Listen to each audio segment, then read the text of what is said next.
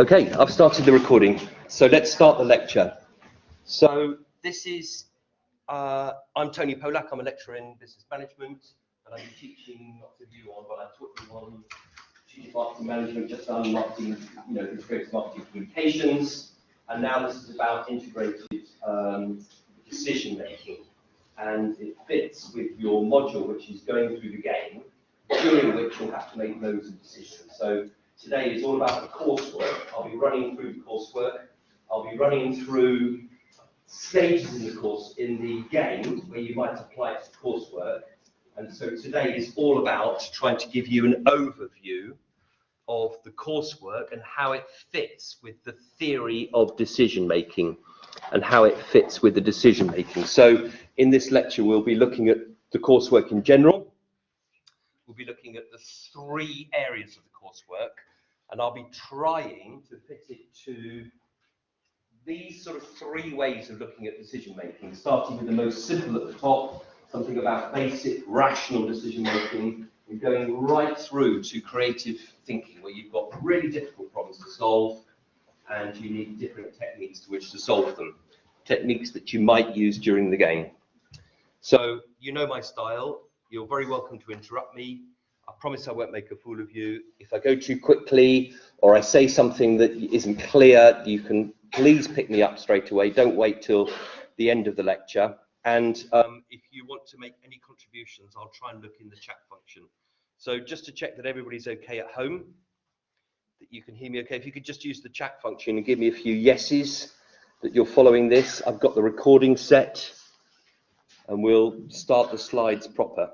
If you could give me a few yeses at home in the chat function, that would be good, to let me know that you can hear me okay. That's brilliant. All right, thank you for that. Thank you, Kaylin. Anybody else? Just let me know that you're there and you can hear me okay at home. Brilliant. Oh, great, thank you. Okay, all right, so let's get into the slides proper. So what we'll be looking at in this lecture is the coursework. And there are three big questions in the coursework, and I'll be going through them.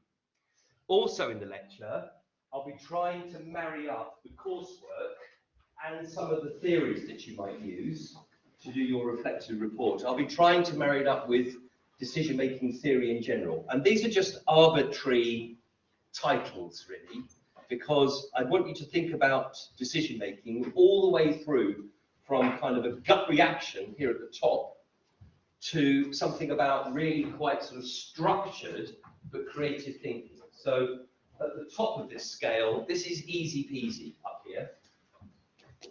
This is easy peasy stuff. This is really quite tricky stuff down here. So this is more and more difficult as you go through the models.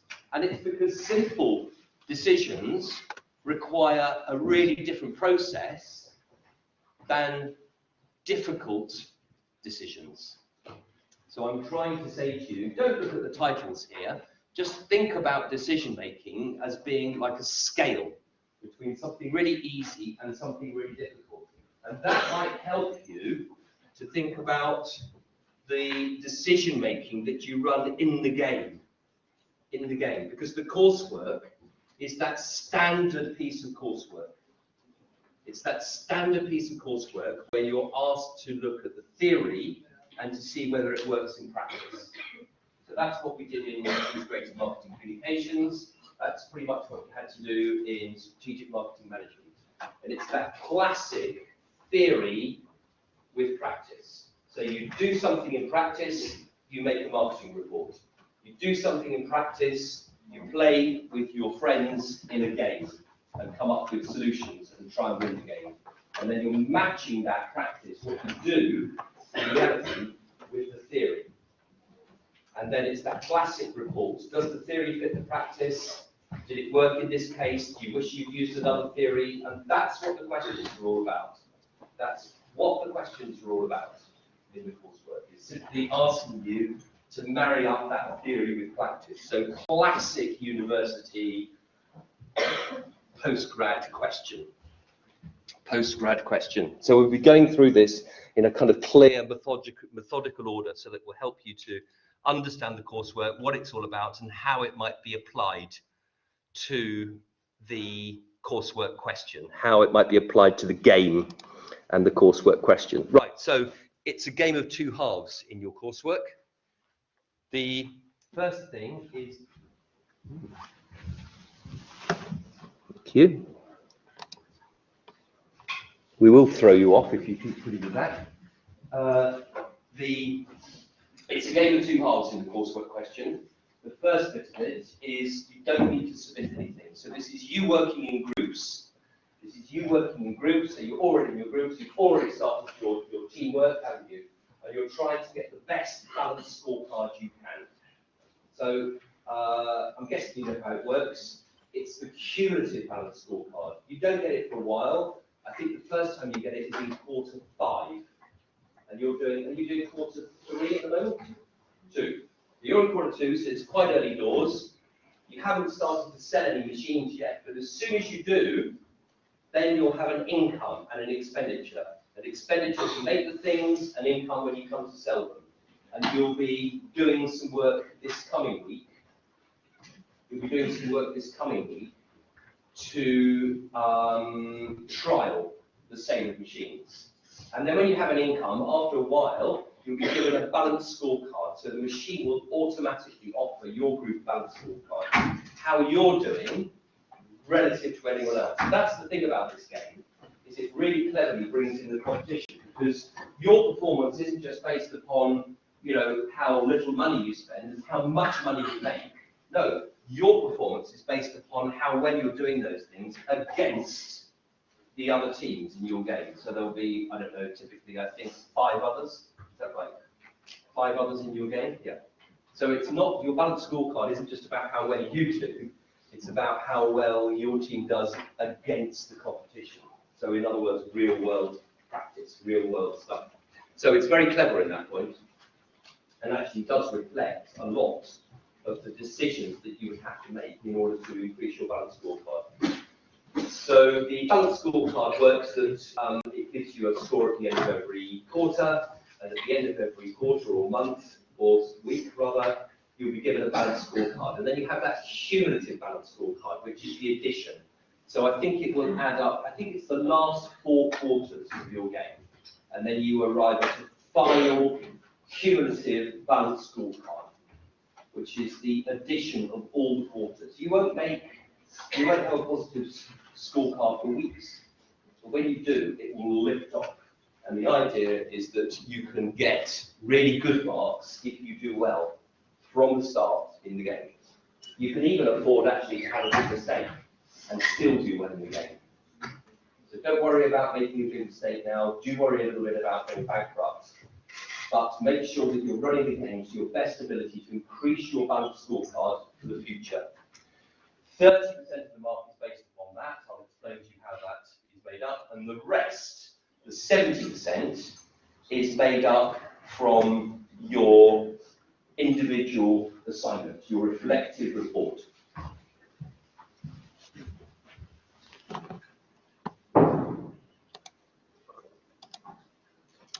So, 2 bits of assessment: your team's performance in marketplace, which is 30%, as revealed by its cumulative final balanced scorecard at the end of quarter 8. See the lecture slides for how it's calculated. So there's nothing to hand in at this point. This is just in 6 weeks' time. You will have come to the end of the game. You will have finished all 8 quarters.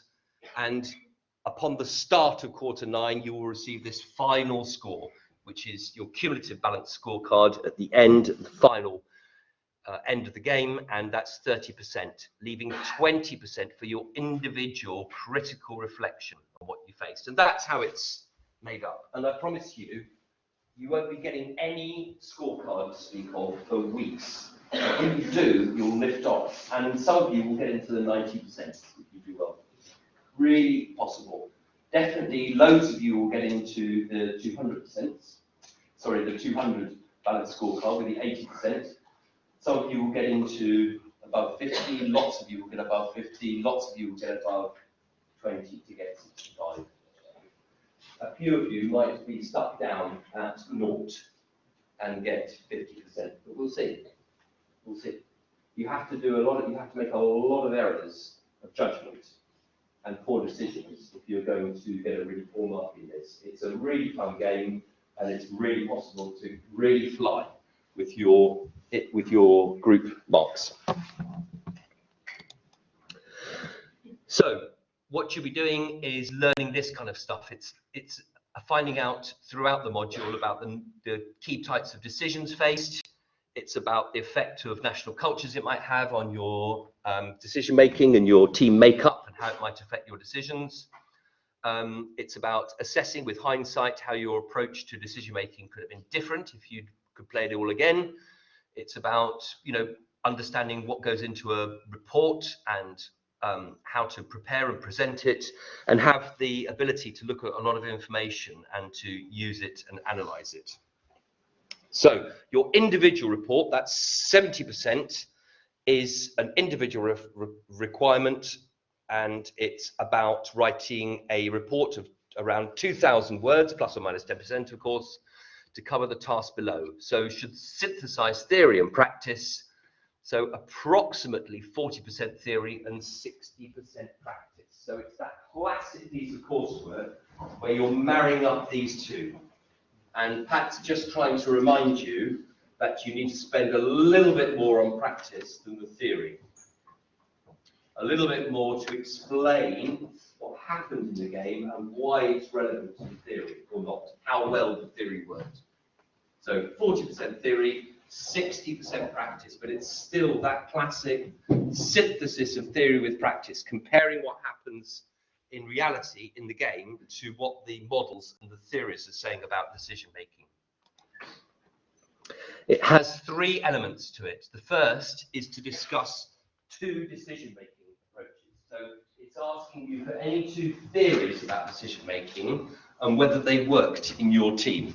And that's what I'll be spending the first part of the lecture on, is explaining to you some of the decision-making theories and how you might use them in practice. So, discuss the decision for which it was used for, critically analyze, reflect upon the extent to which the approach taken was successful, unsuccessful, and why, and critically reflect upon the extent to which another recognized decision-making approach might have been successful for that same decision. Justify your answer with reference to the academic literature on the subject. So it's really quite specific here. So it's critically reflecting on the extent to which your team used decision-making approaches during the game. Discuss 2 different decision-making approaches you used during the 8 business quarters. For each decision-making approach, do these 3 things. Discuss for what it was used for, why you chose that, the extent to which the approach was successful or unsuccessful, and whether or not you could have used another recognized decision-making approach, and whether that would have been more successful for you.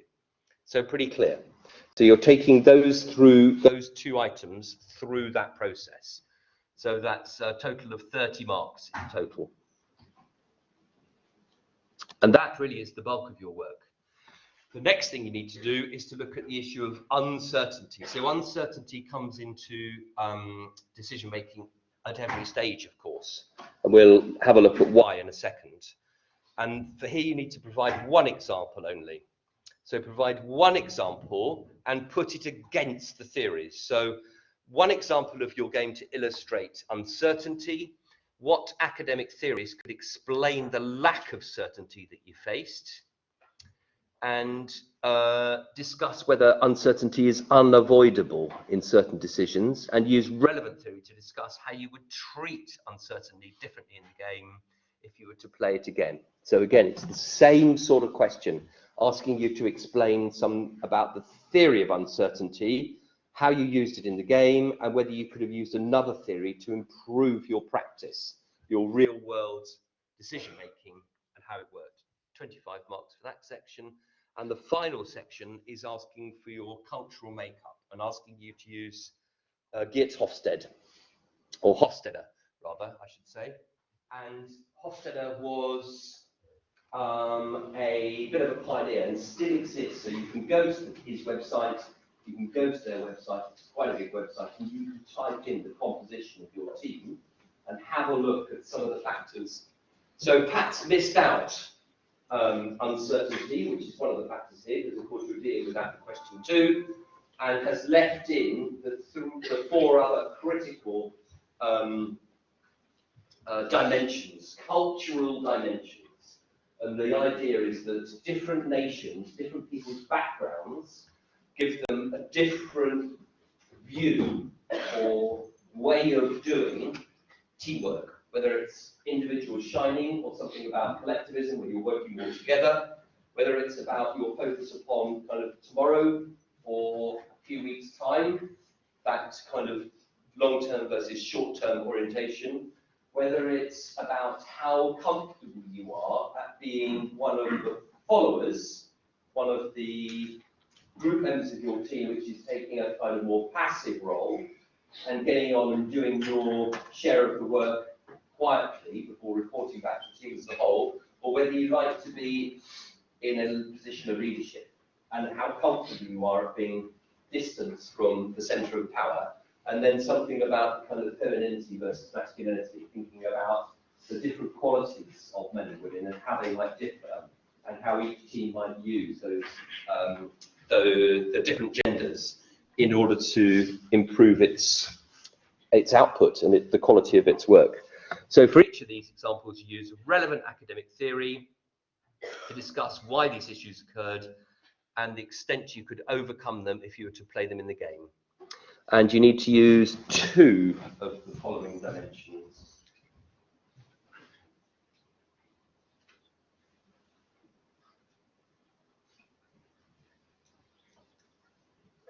And actually, just for the sake of completeness, look at 1 uncertainty.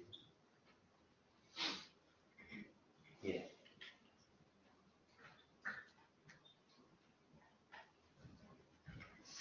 Okay, so far so good? Yeah, any questions? Any questions at home at all?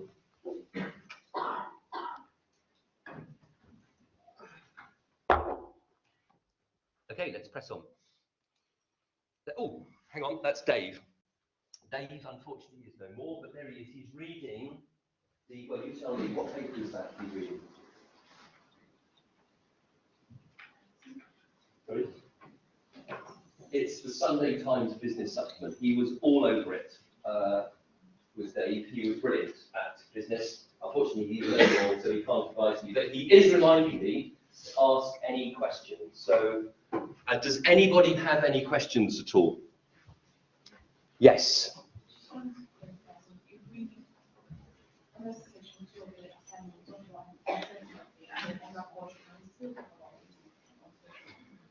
And you still talk about uncertainty and imposter? Yeah. I wouldn't. Oh. That's why it's missed out. That's why Pat's missed it out as one of the dimensions. Yeah, because otherwise you're going to be in. Oh, no, don't try and double up. You're just going to be in repetition. You won't answer both parts of. You won't answer 2 and 3 if you do uncertainty though.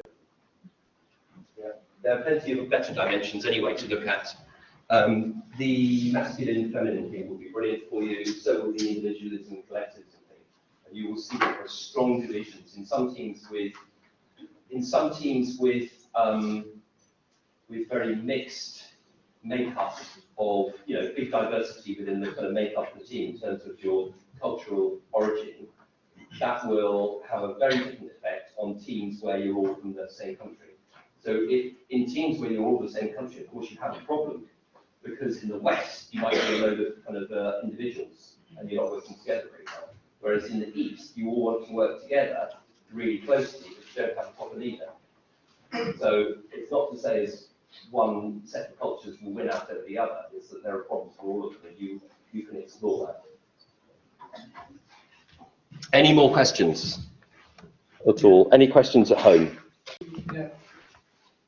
You said that masculinity is more of a gender thing. Yeah.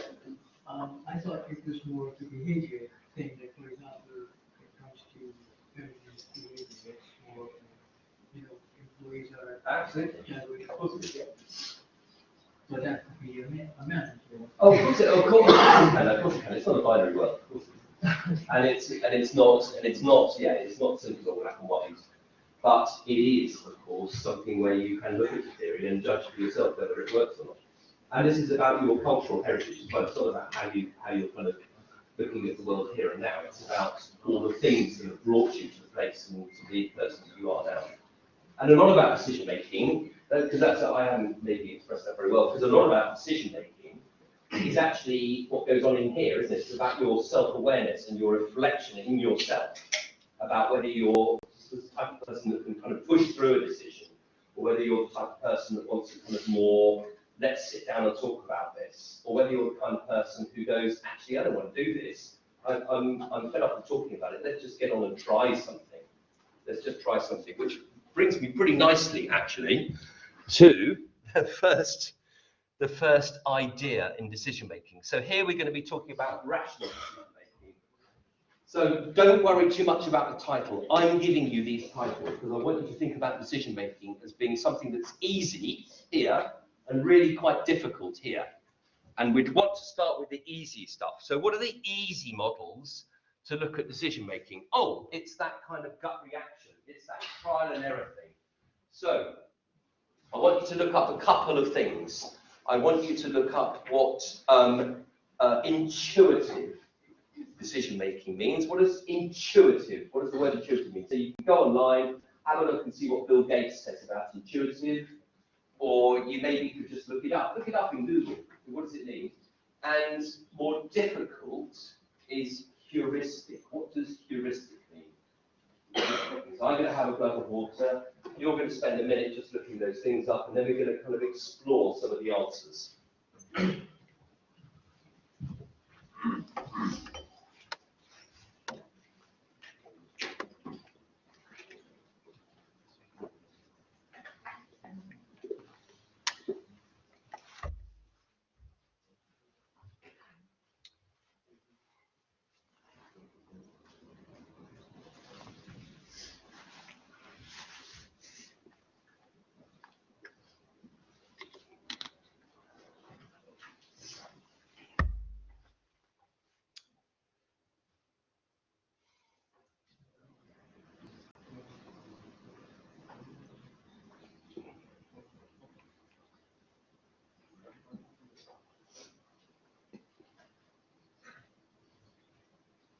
So, what do we think? What does intuitive mean?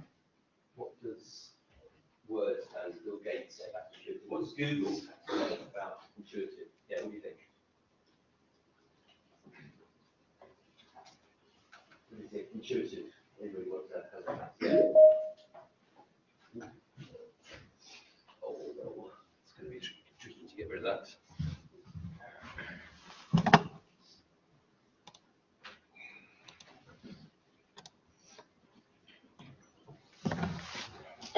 Probably come back. Right, intuitive, what does it mean? About the decision without having rational, very rational theory behind it. Okay, so something that comes to you naturally. Perfect. That is perfect. Yeah, what else does it mean? Because it means a few different things, doesn't it? Because we've got the other words we've got here are instinctive, look, and innate. Innate. So innate is something about, comes from, nativity, doesn't it? It comes from, so that's something from birth. In other words, not something that you learn, but something that you're given from birth. And we're making those decisions all the time, aren't we? We're making the decisions to, oh, I don't know, eat something when we're hungry. It just comes to us naturally, doesn't it? To make the decision when, oh, I don't know, we need to yawn or stretch or something like that. And, breathing is done for us, we don't have to think about that. But most of the other things that we do, we have to think about a bit, don't we?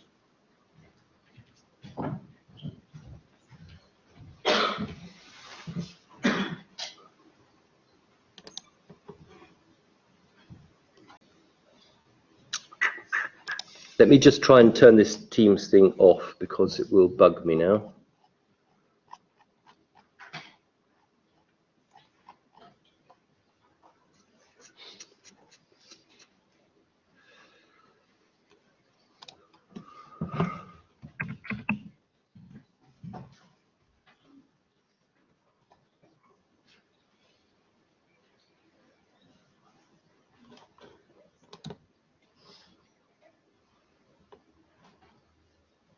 I'm in the worst of all possible worlds now. I've closed it, but it's still opening up, and I can't see it on the taskbar, but it's still opening up. I'm afraid you might have to put up with some pings because we're doing some interviewing this morning, and I'd be doing that if I wasn't here. Here?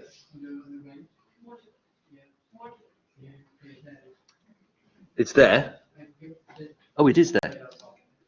Brilliant. So if I quit, that should be out, shouldn't it? Do you think that will work? Okay, what do we do now? I'm in a world of hurt.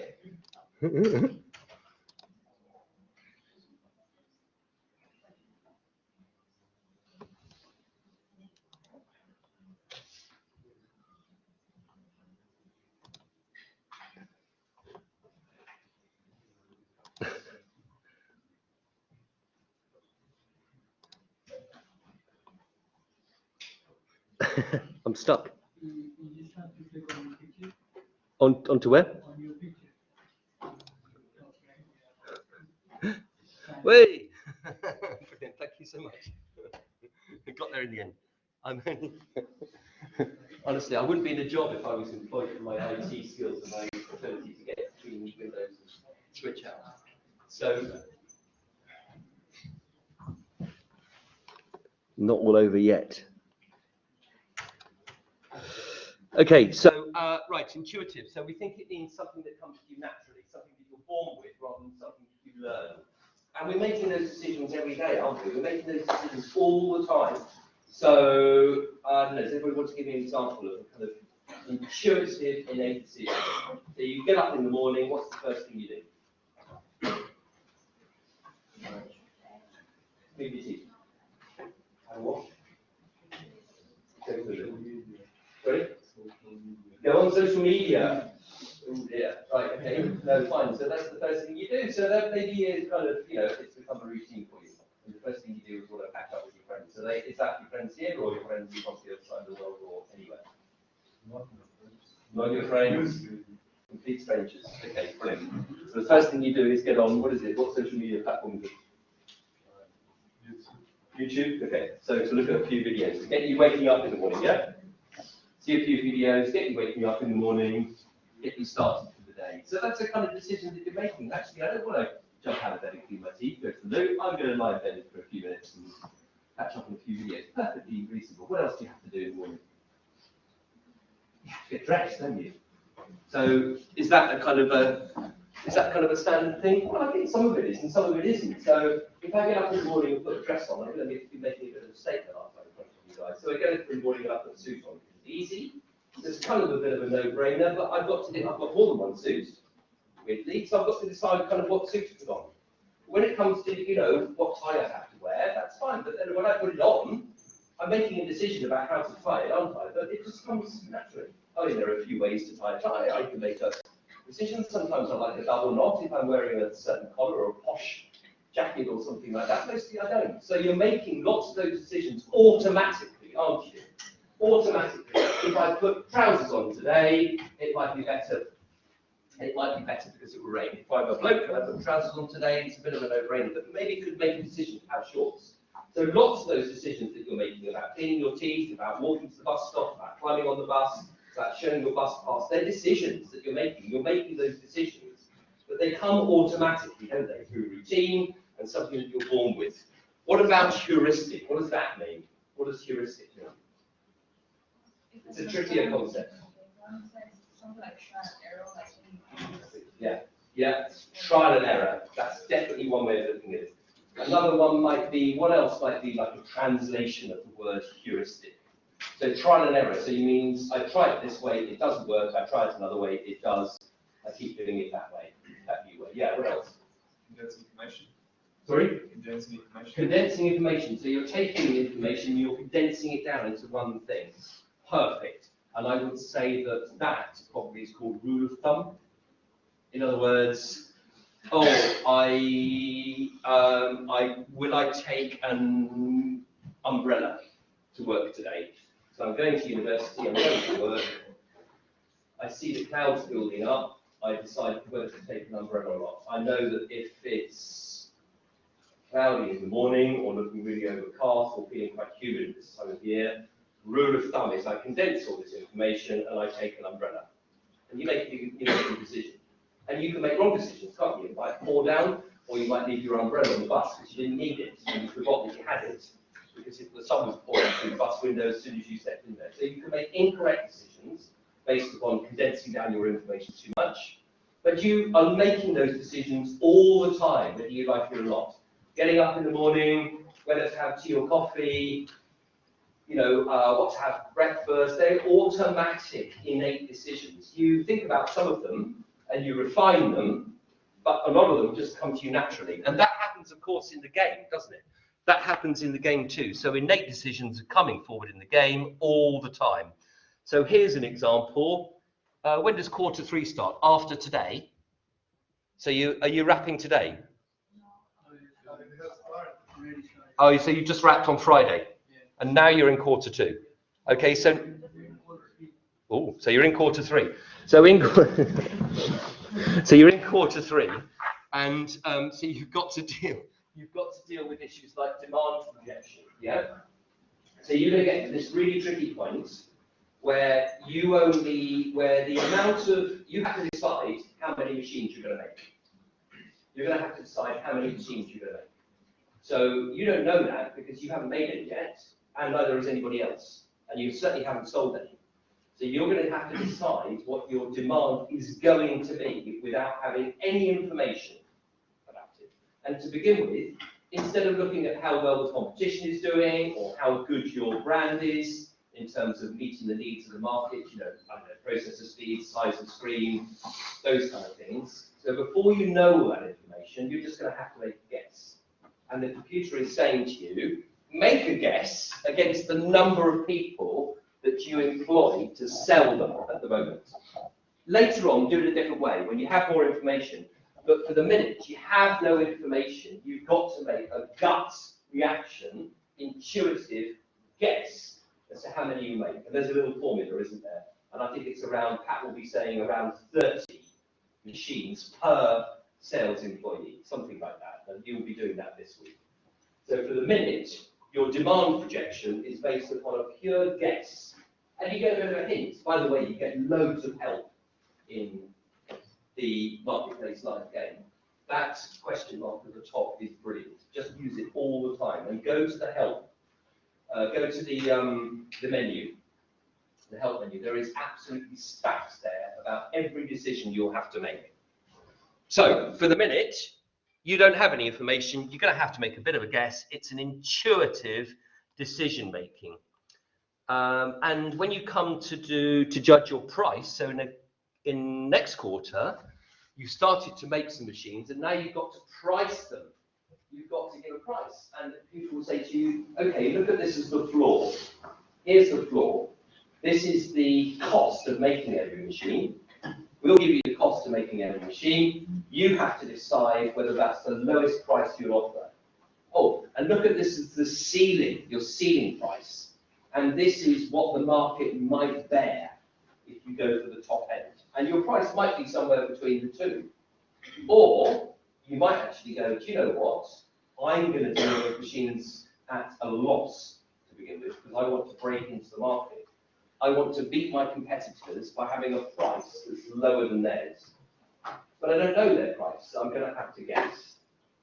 I'm going to have to guess. And so you know, don't you, that kind of supply and demand thing is going to come into play, and you know that you'll sell more machines if your price is low than if it's high.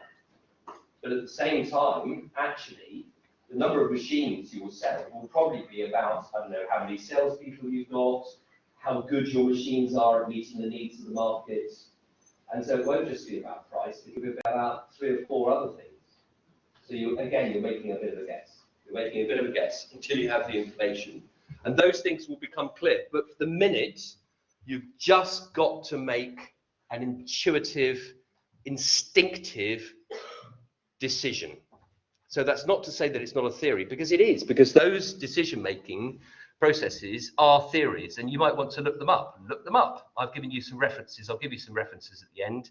But these things are decision-making processes and could be one of yours to use in the coursework. But actually, once we've got through that, what we really need to think about now is a more rational approach to decision making. Instead of making an educated guess, we're now having to think about rational decision making. So we're still in the easy peasy area, and we're still thinking about your any two decision making theories that you have to use, but we're thinking about a more reasonable kind of written down process about making decisions.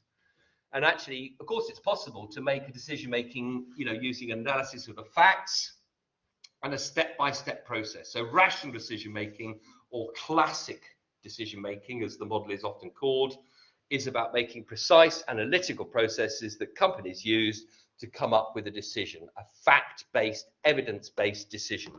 So that's what rational decision making is all about, and it's the basis.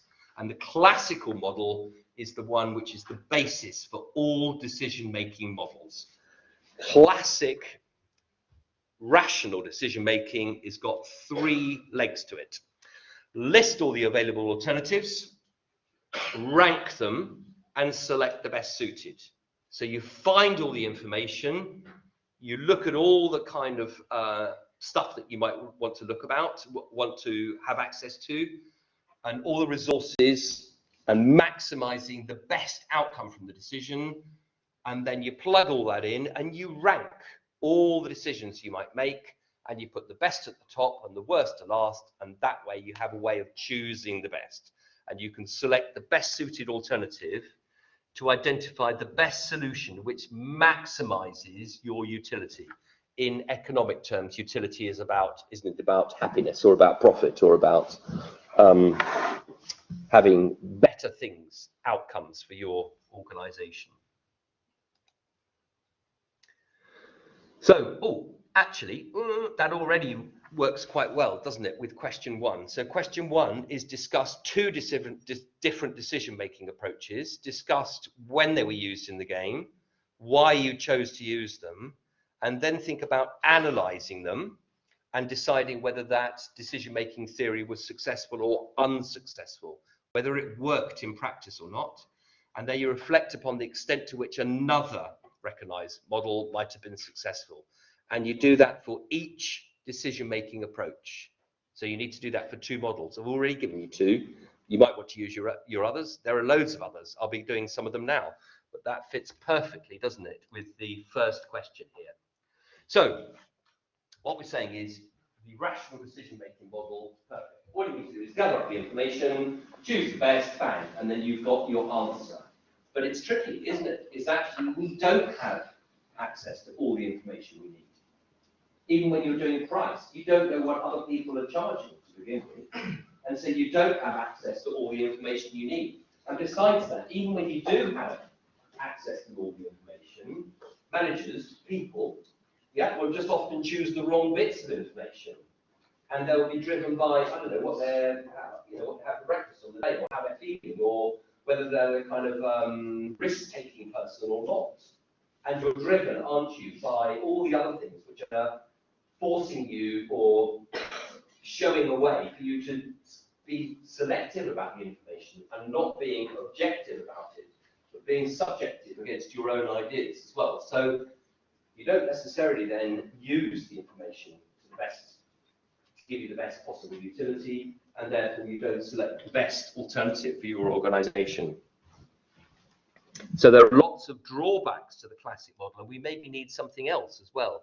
But if you think that you can go through the game without spending too much money, without making any kind of decisions, then I think you will go wrong.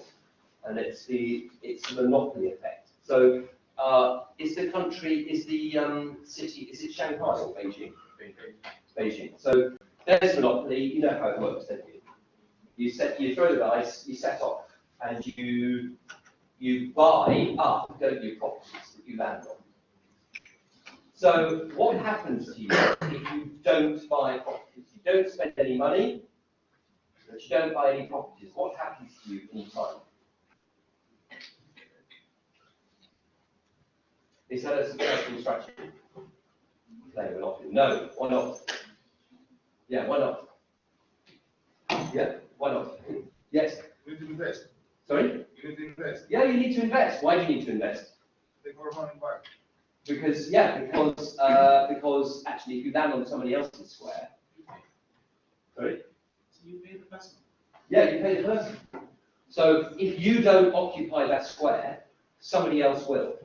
And that's the point about the marketplace game, isn't it? You're in competition. If you don't buy up the monopoly squares, your competitors will. So if you don't spend any money to, I don't know, increase your sales force, improve your brand, or spend more money on, development or marketing or any of the aspects that require decisions, if you don't do that, your competitors will, and you'll be left behind. And that is not a recipe for a strong balanced scorecard. So think very carefully about spending too much money, going broke, and think very carefully about not spending enough money and not keeping up with your competitors. Because your balanced scorecard is not just about how well you're doing, it's about how well you're doing against your competitive teams. So it is like a game of Monopoly. You can't go too quickly or too slowly. You can't spend too much money or not enough. And you have to make decisions as well. So the classical model is helping you to make those decisions up to a point. In real world business, actually, of course, the decisions that you're making are about your mechanisms for future growth. It's about finding out the distinctive competencies, what your company does better with, say, in its manufacturing that nobody else is using, what innovations you have. It might also be about you finding that competitive advantage position. Think about strategic marketing management and about how companies all the time, aren't they, to vie to do something different from the competition. And that's what this sort of decision making is helping you with. And classic decision making is helping businesses with that, and is helping you with that too in the marketplace game. This is Alan. Alan has replaced Dave, and you'll be meeting Anya soon. And Anya is a little dog and used to make Dave's life a misery. But now we have Alan, and Alan makes Anya's life a misery. So Alan is smaller than the dog, which is you would have thought possible, but the little cat now chases the dog, and so all the times it was foul to the big cat, the little cat's now being foul to the small dog, and it's just a wonderful turnaround of events. It just goes to show there is justice in the world. But just to stop and ask the question, any questions now? So now we're dipping in quite nicely, aren't we, to rational decision making.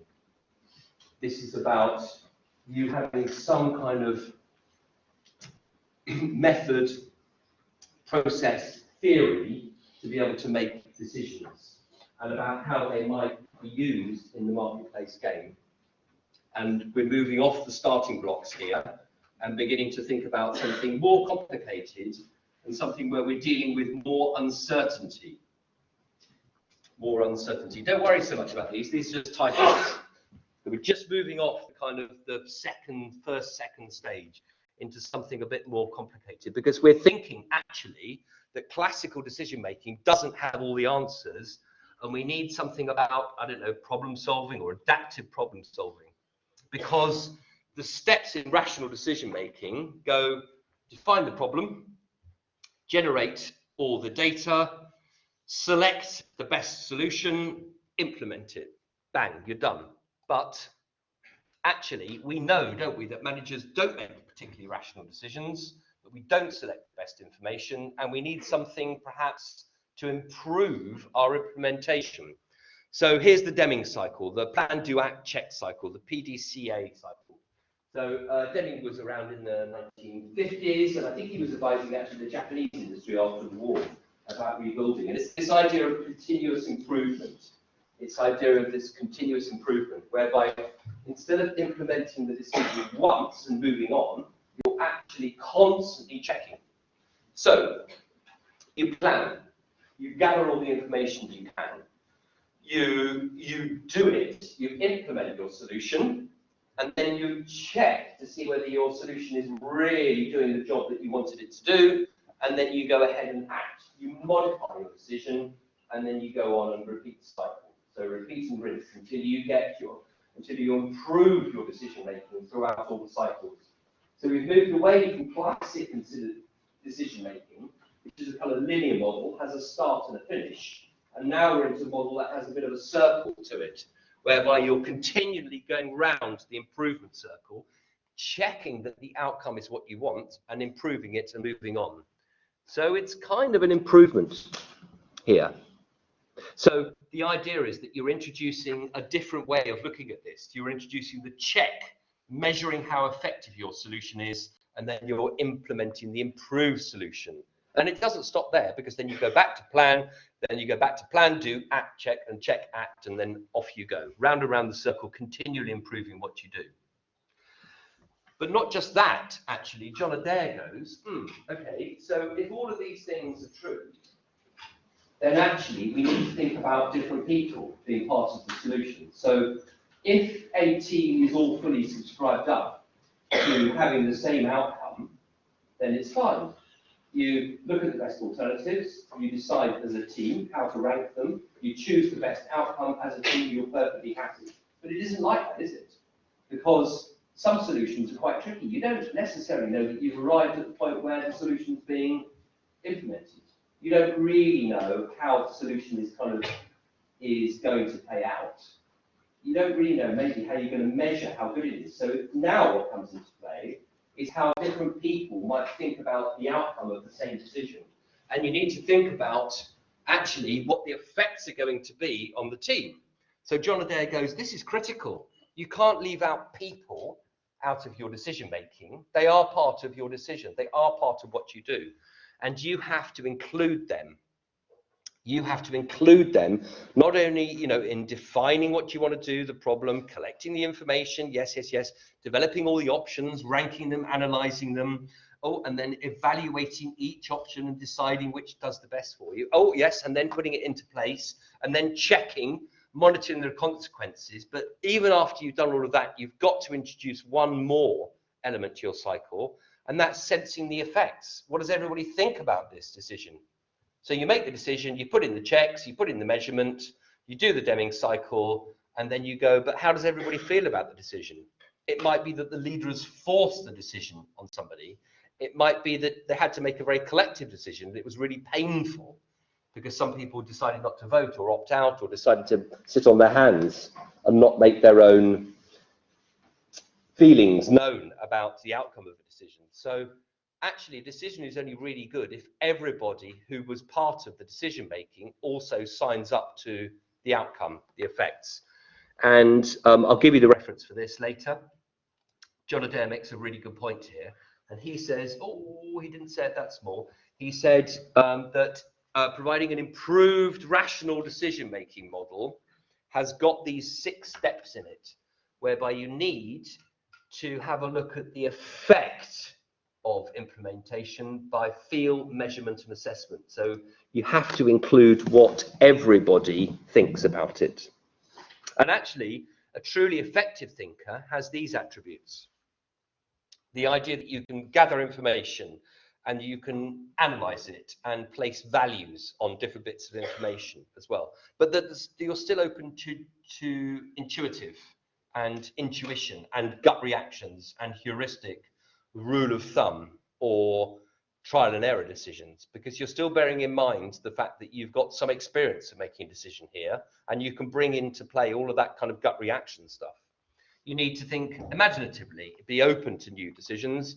You need to think creatively and actually sitting down with people and sharing ideas in advance of you analyzing and pulling together the information. And being open to new ideas is really good. And actually, as a leader, knowing when to recognize that others have better powers or knowledge or some different viewpoint on the decision is really important in order to make decisions. And Adair goes on to say that leaders are the people who can actually have all of these qualities.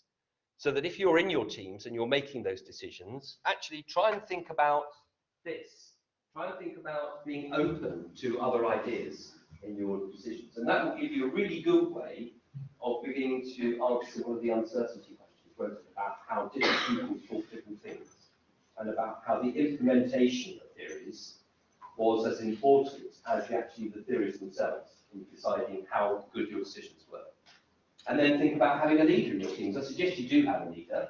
It is possible for teams to do really well with more than one leader, but you need one person probably to keep pushing everybody to go in the same direction. And you need one person, don't you, where the team is split over whether to, I don't know, open a new sales centre or develop a new brand. If the team is split, you need somebody really to decide. And to decide using this process, to be open to other people's ideas, to have some self-awareness of being, collective or being a overpowering leader, and then to have some kind of humility when other people have got better ideas than you. So does that make sense? So now we're dealing with quite a lot about the feelings behind decisions and the fact that they can't just be objective, the fact that they are subjective, because human beings are making them and human beings are fallible. Human beings have faults.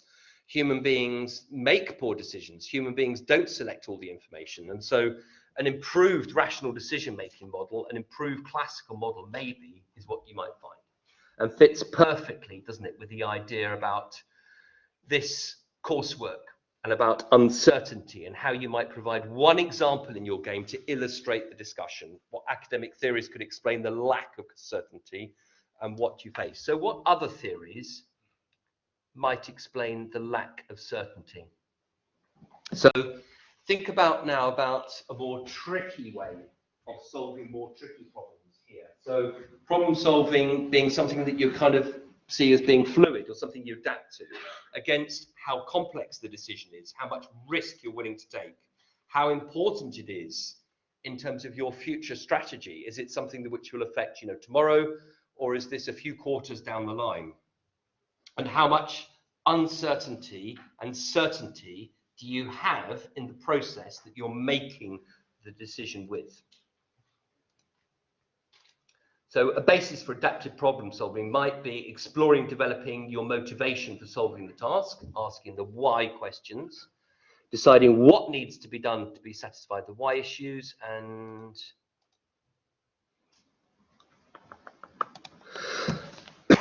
that picture hasn't come out. I did these slides last night. I made them look good, but sometimes they just don't come out on Blackboard. So you're talking about a model here, which is, I'll have to get the order right. It's why, how, if. Why, how. Why, what, how.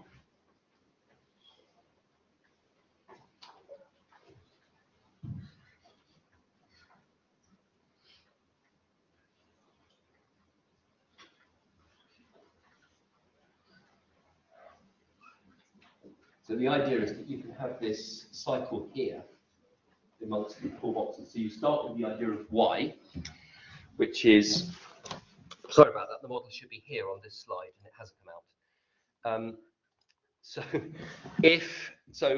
out. You need to think about the why question, which is exploring and developing the motivation you have for solving the problem. Why do you need to solve this problem? And then decide actually what needs to be done in order to get the problem underway in terms of its resolution, and then thinking practical solutions to what needs to be done, to how you're going to do it, and then conditionally, how well has it worked? If it works well, then you go back to the why. If it hasn't worked very well, you go back to the why in a different way. And by using this model, you can go through the questions: why does this problem need solving? What are you going to do? How are you going to implement the solution? And then if it does work, what do you do next? And if it doesn't work, then what do you do? And the model is quite a good one in just looking at a kind of clear route to adaptive problem solving. And you'll see on the slides, is it people following the slides? It is there, isn't it? It is there on the slides, isn't it? The model is there on the slides. Yeah. Yeah? Yeah. So you can see the model on the slides there. So now we're into the idea about bounded rationality. So bounded rationality refers to the individual collective rational choice that takes into account the limits of human capability to calculate the severe deficiencies of human knowledge about the consequence of choice and the limits of human ability to adjudicate amongst multiple goals. So the idea is that classic decision making is about collecting all the information, ranking all the alternatives, making a choice, and then you have the perfect solution. But we've already discussed, don't we, that people don't collect all the information, they don't choose rationally from it and collect the information they really need, and therefore they don't always make the right choice. And actually, sometimes even they have all the information in front of them, and as Herbert says, because they're humans, because humans only have so much capacity to calculate, actually you don't always have the ability to adjudicate amongst multiple goals. So because we're flawed, because we're human beings, because we're driven by our emotions as well as rational thought, because we're people, and we're making decisions all the time, and we maybe don't have the resources for all the time, that means there is a natural limit to what we can do. So rationality has its bounds. So Herbert Simon begins to introduce this idea of why the classic decision making is always flawed. This idea that there will always be uncertainty because we're human beings making the decisions and we don't necessarily choose amongst the goals.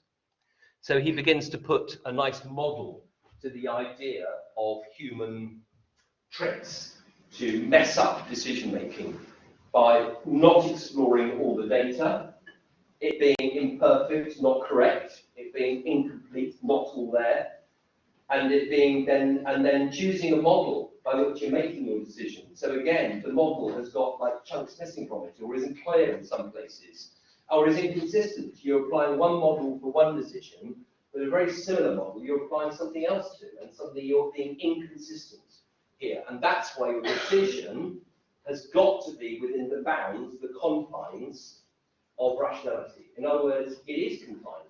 It is confined to those things in human nature to sort it out. And so classic decision making always has that condition on it. It always has some natural bounded rationality that stops it from being good. Oh, and look, here it is popping up in your game where you've got to make a brand judgment. So I think it's this quarter you begin to build your trial brands and you have a look and see what customers need. But what customers need doesn't completely translate to, I don't know, how fast the processor is, or how big the screen is, or whether you've got Excel installed or not. You're given an idea, but you're given about 40 different parameters by which customers might judge how good your brand is.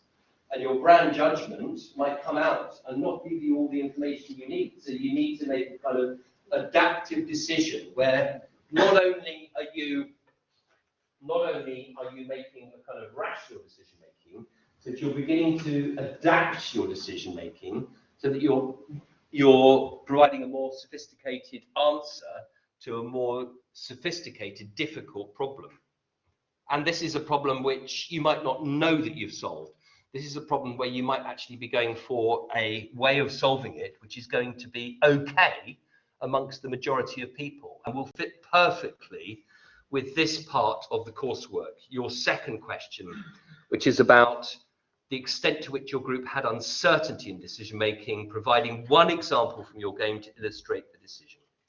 What academic theories explain the lack of certainty? Right. This hasn't come out brilliantly well either. So 9 dots. Here's a little task for you. We're going to take a break now. I'll show you the balance. I'll show you the QR code in a second. But for the minute, here's something to do. You can do this. We'll have a 5-minute break, and you can do this. So I think we can do it bigger. So there are 9 dots on this page. They should be spaced in a square. They're not quite, are they? The screens come out a bit crook. So your job is to take a pen or a pencil